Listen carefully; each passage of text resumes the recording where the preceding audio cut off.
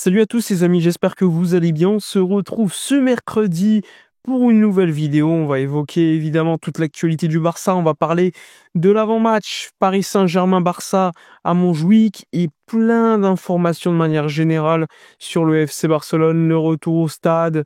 Est-ce que ça se fera en octobre, en novembre? Bref, toute l'actualité du FC Barcelone.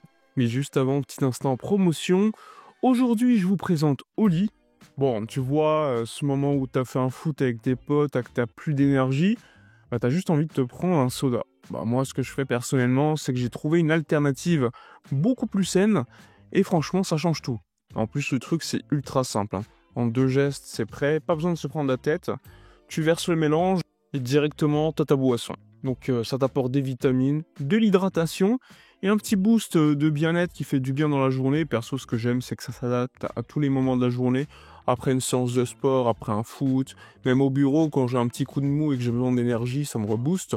Et même le soir, tu sais, t'es tranquille devant un match du Barça, en train de t'énerver ou pas devant la flic team, bah après, perso, je prends ça. Après, mon préféré, c'est l'Ice Tea. Bref, si tu veux te faire une idée et que tu ne sais pas par quoi commencer, je te recommande les packs découvertes. C'est un bon moyen de tester plusieurs saveurs. Et en plus, avec mon code promo, tu as 10% de réduction sur tout le site ou 5 € offerts sur la première commande avec mon code promotion en description. Je vous mets tous les détails. Perso, c'est Barça 5, mon code de promo. Donc profitez-en. Il y a également le code Barça.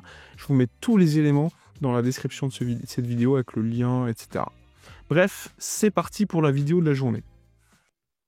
Allez, c'est parti, on y va, on débute par l'avant-match entre le FC Barcelone et le Paris Saint-Germain avec quelques informations qu'on peut quand même évoquer, avec notamment le fait qu'hier, Vitinha n'a pas terminé l'entraînement avec le Paris Saint-Germain. Dans la convocation d'équipe, on a pu également voir que Kvaratskhelia n'a pas fait le voyage avec le PSG, donc absence là aussi une de plus pour le PSG en plus de Dembélé, Désiré Doué ou encore Marquinhos. Normalement, le 11 mis en place par le PSG devrait être quand même plutôt compétitif, mais bon, loin de ce qu'on aurait pu voir s'il n'y avait pas d'absent, hein. Attention, hein, on va pas dire le contraire. On s'attend notamment à un milieu de terrain plutôt compétitif, avec Fabien Ruiz titularisé, ou encore Joao Neves, là aussi, pour soutenir le joueur. On pourrait également voir un Kang In-lee présent dans cette équipe. On pourrait voir pourquoi pas Zaïre Emery au milieu de terrain. Bref, ce sont des possibilités, sans oublier que la défense du PSG reste quand même plutôt solide sur le papier. Hakimi, Zabarni, Pacho, Mendes, sur le papier, c'est quand même plutôt solide. En tout cas, on verra ce soir le 11 que mettra en place Luis Enrique. Côté Barça, il n'y a pas non plus énormément de doutes, hein, même s'il y a des absents là aussi. Joan Garcia, Gavi, Fermin Lopez. euh, on en oublie probablement Rafinha aussi. Bref, il y a beaucoup d'absents côté PSG, côté Barça aussi, avec évidemment un 11 composé de Wojtek Szczesny au but. Et là, il y a le doute sur le latéral gauche. Plutôt Eric Garcia. Est-ce qu'Eric Garcia sera à gauche ou plutôt en défense centrale? Est-ce qu'il y a Koubarsi, Araujo en défense centrale? À droite, ça sera Koundé. Et le milieu de terrain, Pedri, Frenkie de Jong, probablement Dani Olmo en numéro 10. Il y a un petit doute sur l'attaque, le numéro 9, Ferran Torres ou Robert Lewandowski. En tout cas, c'est un 11 côté Barça comme le PSG, avec beaucoup d'incertitudes suite aux absences. Ensuite, donc hier, il y a eu les déclarations d'avant-match. On a pu apercevoir Luis Enrique faire énormément de compliments pour Pedri en disant que c'est Harry Potter, que c'est un magicien, mais qu'il espère que ce soir, il n'aura pas cette baguette magique.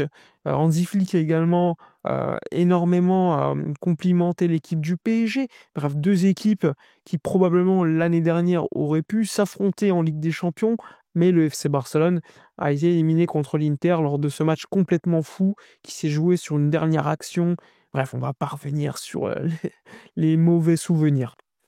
Ensuite, passons à une autre info. Elle concerne cette fois-ci la situation économique du Barça, puisqu'hier, le communiqué de presse du FC Barcelone en ce sens a été publié. On apprend que le Barça a un exercice comptable positif de 2 millions d'euros, mais suite à des dépenses dites exceptionnelles après impôt, il y a finalement une perte de 17 millions d'euros sur l'exercice comptable 2024-2025.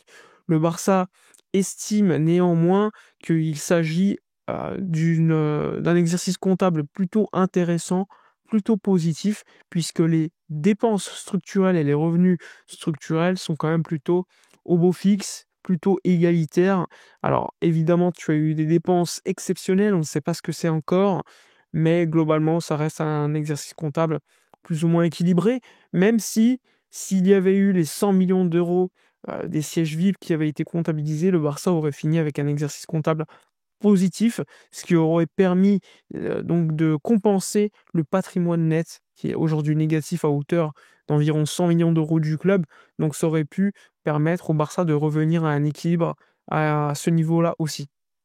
En tout cas, le Barça annonce que dans quelques jours, les socios auront beaucoup plus de données, beaucoup plus d'informations précises par rapport à cela. D'ailleurs, le Barça en a profité pour parler du budget de la saison 2025-2026.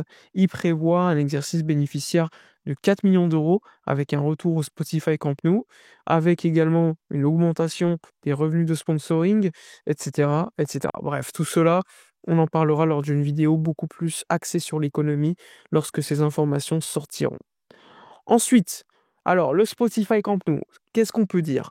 Eh bien, hier, tu as Fernando Polo de Mundo Deportivo qui a sorti un article qui explique notamment que le Barça pourrait revenir au Spotify Camp Nou contre Gérone le 18 octobre. Néanmoins, si ce retour se fait, eh bien, ça sera devant 27 000 personnes, puisque la phase A la phase 1A consiste à une ouverture du stade avec 27 000 personnes. Problème, le Barça estime qu'il est peut-être mieux de jouer à Montjuïc devant 50 000 personnes que devant 27 000 personnes au Spotify Camp Nou. Le Barça préfère ainsi attendre l'ouverture de la phase 1B avec 45 000 personnes pour pouvoir ensuite revenir au Spotify Camp Nou de manière définitive. Il faut savoir que le Barça a donc réservé Montjuïc jusqu'au mois de février au cas où. Et l'article de Mundo Deportivo de Fernando Polo précise que le Barça réfléchit donc à un retour plutôt axé sur le mois de novembre. Évidemment, ces informations sont toujours à prendre avec beaucoup de pincettes, même si c'est Fernando Polo pour le coup, puisque le retour au Spotify Camp Nou, dans les médias, est à chaque fois annoncé à des dates plus ou moins différentes. Et à chaque fois, c'est repoussé. Si vous me demandez mon avis, j'estime que le Barça doit revenir le plus rapidement possible au Spotify Camp Nou. Maintenant, en termes de logique économique, je comprends également le discours selon lequel il faut plutôt attendre les 45 000 personnes minimum pour pouvoir revenir au stade. Mais bon, en tout cas, concernant ce sujet, on en parlera de manière un peu plus précise lorsqu'on aura des annonces officielles, etc., pour éviter à chaque fois d'amener beaucoup d'incertitudes concernant ce sujet. Mais en tout cas, au niveau des travaux, quand tu suis les travaux au jour le jour, tu vois qu'il y a quand même une évolution ultra positive à ce niveau-là. Et c'est quand même un élément clair. Et je pense que tout le monde en a marre de Montjuïc. Tout le monde veut revenir au stade, en l'occurrence au Spotify Camp Nou, pour pouvoir tout simplement revenir chez soi, dans son stade, celui que tu as toujours vu quand tu étais petit et qui a, à mon avis, déjà une meilleure image quand tu regardes un match que quand tu es au Camp Nou et au Spotify et quand tu es à Montjuïc, c'est pas la même chose. Donc ça aussi, c'est un élément important. Voilà globalement sur les dernières news. On peut également parler de Deco qui a effectué une interview à Mundo Deportivo. Là encore, c'est Fernando Polo qui a été donc organisateur de cette fameuse interview. Interview quand même plutôt intéressante. Deco s'exprime sur Nico Williams et le mercato d'été en disant que notamment le Barça voulait Luis Diaz, mais que le prix était trop élevé, donc ils sont allés sur Marcus Rashford. Finalement, Rashford, au début, United demandait un achat et non pas un prêt. Le Barça, à ce moment-là, estimait qu'il ne fallait pas acheter Rashford, et donc ils sont allés sur Nico Williams. Et Deco précise que c'est l'agent du joueur qui est venu systématiquement proposer le joueur. Et donc ils ont discuté, négocié, et lorsqu'il a fallu mettre sur papier tous les éléments donc discutés, eh bien c'est à ce moment-là que le clan Nico Williams est revenu sur sa parole. Et là, Deco a exprimé le fait que bon, ça me dérange pas de négocier, mais c'est pas au dernier moment que tu me demandes des choses en plus. Et pour le coup, le Portugais a raison. Il s'est également exprimé, sur le fait qu'il y avait des discussions désormais avec la fédération espagnole concernant la gestion de certains joueurs internationaux, surtout avec le cas Lamine Yamal qui a fait beaucoup, beaucoup discuter, beaucoup parler en Catalogne. Deco a dit qu'il a parlé avec 40K. 40K, pour faire simple, c'est le nouveau patron de la com au niveau de la fédération espagnole et de la sélection. Donc il y a eu discussion et donc dans les prochains jours, on verra si Lamine Yamal sera bien convoqué ou pas avec la sélection espagnole ou tout simplement mis au repos. Il faut rappeler quand même que c'est une blessure, non pas une blessure, mais plutôt une gêne que Lamine Yamal a au niveau de l'aine. Et donc, quand tu souffres d'une potentielle pubalgie, ce qu'il faut, c'est du repos pour éviter ensuite une potentielle opération. Donc, le Barça préférait en effet que le joueur soit mis au repos dès lors qu'il y a la trêve internationale. Voilà pour faire simple, pour toutes les informations, on va dire, pratiques de cette vidéo. N'hésitez pas comme d'hab à donner votre avis dans les commentaires, à liker, commenter, partager. Moi je vous dis à la prochaine et d'ici là, comme d'habitude, portez-vous bien.